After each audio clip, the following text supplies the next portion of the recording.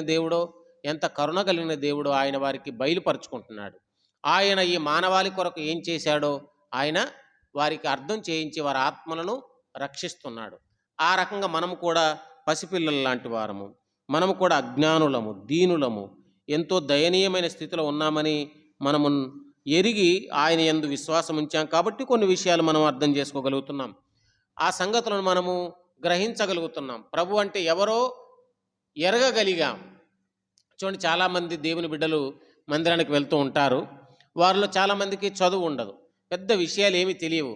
కానీ వారి రక్షకుని గురించి వారు ఎంతో చక్కగా ఎరిగి ఉంటారు.